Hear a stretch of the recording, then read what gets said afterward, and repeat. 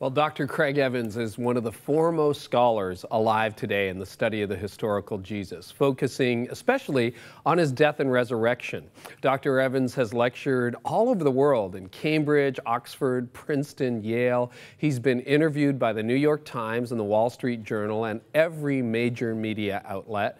He is also someone who served as a consultant for the Bible television miniseries, viewed by over 100 million Americans. He's a prolific writer. He's published more than 75 books, over 600 journals, articles, and reviews.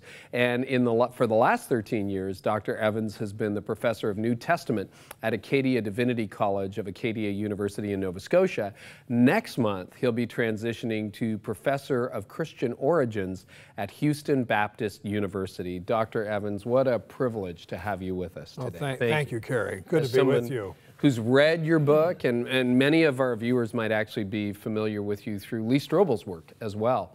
You are one of the people that he interviewed in Case for Faith, Case for Christ. So this book here, Jesus and the Jihadis, Confronting the Rage of ISIS, you're not one given to inflammatory language as a rule, from what I understand of your work, but you wrote this because of the rise of ISIS over the last few years, and you say, well, I mean, we can see that from the news, it's extremely dangerous, but a lot of us who live in the West don't know a lot about ISIS or its theology, and you wanted to change that. So tell us why you wrote the book and why this is so significant. I wanted to write that book with Jeremiah Johnston because it isn't just because of ISIS, it's because people don't understand what ISIS is. I think they, President Obama referred to it as the JVs, the junior varsity. Some people think it's just some kind of brand new hole-in-the-wall terrorist group. It's like not. An upstart. Yeah, this is a completely different thing. This is not Hamas. This is not Hezbollah. This is a different animal altogether. They see themselves in highly theological terms, in continuity with Muhammad and the caliphate itself. They're restoring it. I sometimes put it this way. Just imagine if in Roman Catholicism there had been no pope for 500 years, and now there's a new pope, and it's a revival. That's what's going on. Try to understand it in very different terms. It's just not a bunch of guys that want to kill people. And there's an eschatology. Christians don't know that Jesus is central to their eschatology. They don't know Jesus is in the Quran. And, so this has to be explained. And so it's not just to educate the church, it's to educate also our secular leaders who don't understand what they're dealing with. So what are some of the major tenets then of Islam as expressed by ISIS? Well, it's all about the whole world be submitting to the will of Allah as they understand it. Islam means submission. Did you know that? Muslim means, yeah, Muslim, it's the same word as Islam in a different form, and it means one who has submitted. They're going to make the entire world submit to the will of Allah as they understand it in the Quran as revealed to Muhammad long ago, as interpreted by his followers. And they're in continuity with it. It's a highly religious, highly historically oriented movement. It is a state, it's a movement, it's a church, you might say, in a strange sort of way. It's not just a terrorist group. We can't defeat it by dropping some bombs on it. We've got to understand what it is, and there's an intellectual war that's going on for the hearts and minds of the people in the Middle East and people they attract from around the world. It's a world movement. That needs to be understood or we're not going to get anywhere. And so the goal is global domination, Absolutely. is it? Absolutely. It's evangelism at the end of a gun. And I don't think our Western leaders understand that. They take a secular approach to everything. They'll say, oh yeah, there's a little bit of religion thrown in. They believe in God and they're kind of radical. That is such a shallow lack of understanding of what this thing really is. Now, I've interviewed some Muslims before for different purposes, and I've heard the argument made by Muslims who simply say, really, Islam is a religion of peace, and the extremists are an exception. Do you agree with that? Well, let's put it this way. From a practical point of view, from a pragmatic point of view, there's truth in what they're saying. They're looking around, it's descriptive, and they're saying, yeah, that's the way it is. That's not the ideal. What ISIS is is actually a working out of what the Quran teaches and the way its earliest interpreters understood it. That's why this is so significant. That's why they're successful in attracting people from around the world. And so that needs to be understood. Our opening chapter in the book says, would Muhammad join ISIS?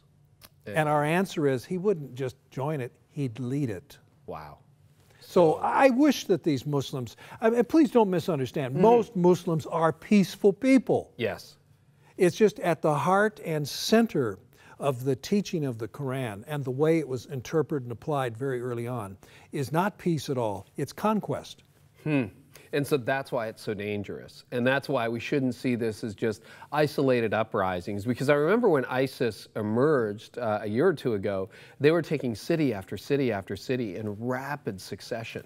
And then the story seemed to go away, except once in a while when there's a beheading or something criminal like that. But this is the beginning of something that you think they would love to see sweep globally. Oh yeah, absolutely. And it's not going to stop because they consolidate their power and conquer part of Iraq and part of Syria. It's going to keep on growing. And they welcome Western intervention.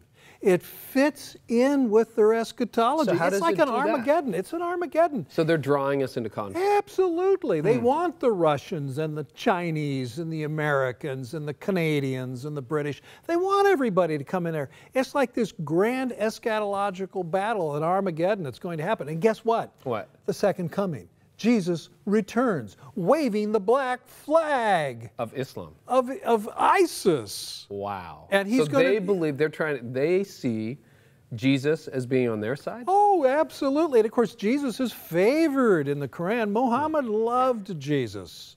He didn't agree with Christians, and he certainly didn't appreciate Jewish criticisms of Jesus. But he wants to give us a new Jesus. It's really interesting to me how world religions want Jesus on their side. There's no other character like that, by the way. Yeah, so that's true. They want Jesus' endorsement, but ISIS has him coming, storming through the clouds, waving the black flag, and leading ISIS to victory over the rest of the unbelievers. Wow. So if Jesus is part of this in their minds, why are they beheading Christians? Because Christians don't believe in Jesus the correct way.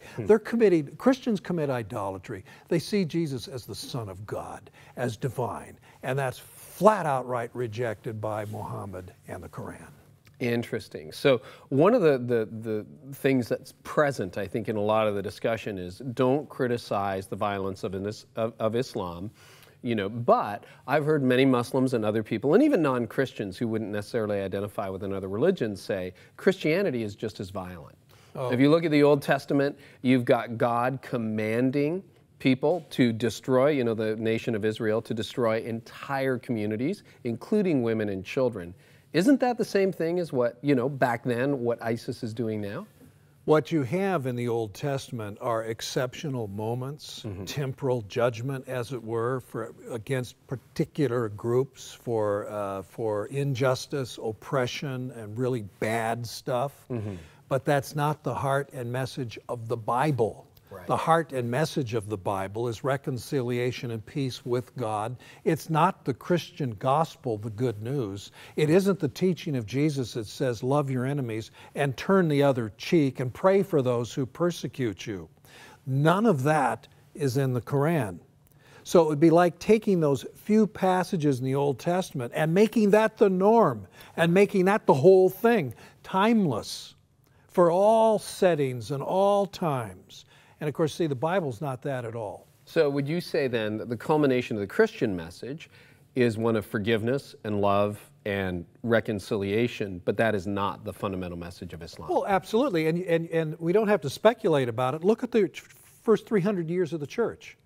A despised minority, kicked out of the synagogue, persecuted by the Roman state, sweeps the Roman Empire in 300 years. How? Nonviolently.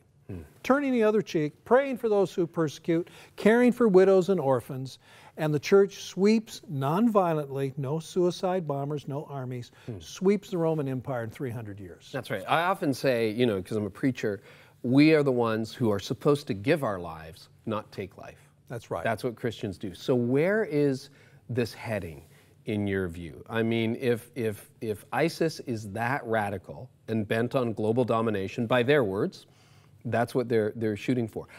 How do you disarm this, or can this be disarmed?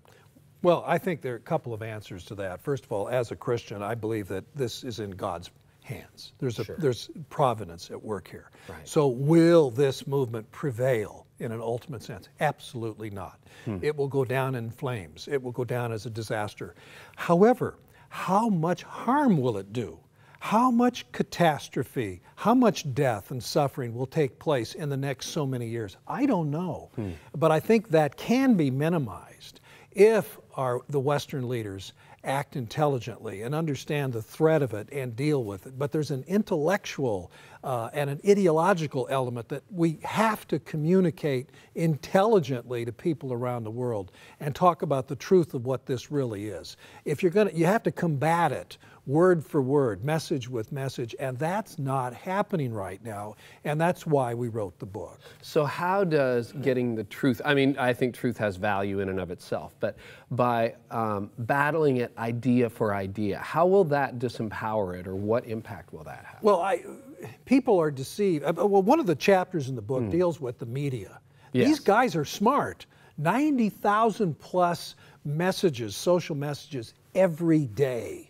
These guys are on top of things, and they're luring people in with half-truths. They're luring in, can you believe it, young women?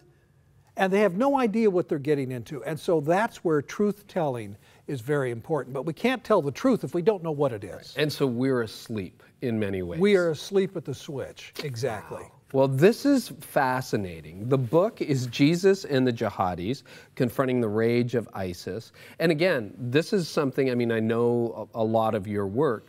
You're not an inflammatory person. This is, you know, from a professor of New Testament, fascinating, fascinating book. And we just want to encourage you to pick it up.